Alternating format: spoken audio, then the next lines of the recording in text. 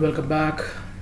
Good morning again, and this is Vinod from Excel Snippet, video number 10 from our Excel Snippet quick view series. And as I promised a little earlier, today we are seeing the next two formulas, the difference between the max and the large.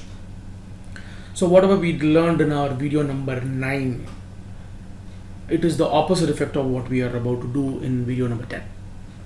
So I can find out the maximum numbers here, where you can see that I can set up all the logics that is there available for me. And if you want to include a logical value and a text representation in a number references, and then I can use the max A.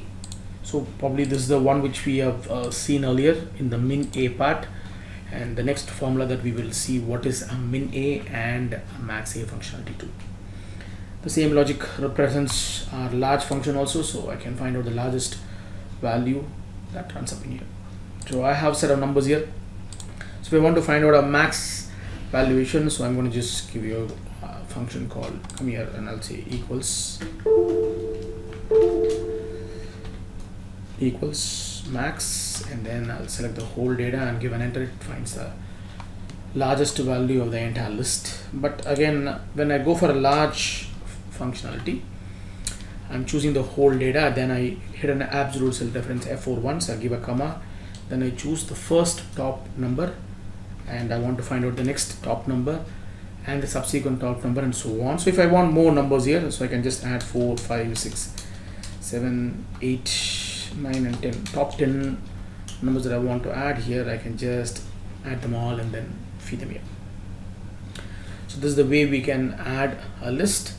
So as I promised you earlier, we will be seeing how to work with the data point when we are using a small function, when we are using a large function, where I can use a min and max inside. And one of my subscriber requests me to add a Gantt chart or a week using a conditional formatting. They want to use a weekday function inside a conditional formatting.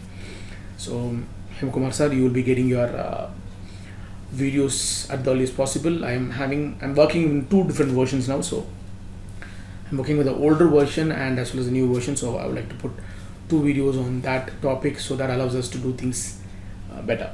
So if you're using a version which is maybe 2007 and below, probably you can use it in one dimension, and if you're using the version which is latest now, then the Gantt chart is going to be a little different than what we do it.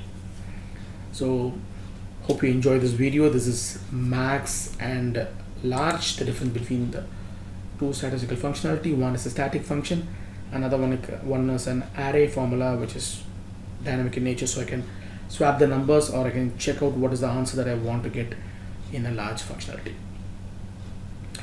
Hope you enjoy this video, and I'm again thanking all my subscribers who have newly added to my list and who are supporting me from the day one. And keep transferring your support to me, and please do watch my video as much as you can. Share it with most of the friends and family, and that allows them to learn more, and I will get much more subscribers now. And I'm happy that I've touched almost 250 now. Probably I'll be touching 1000 soon with all your support. Hope you enjoy this video.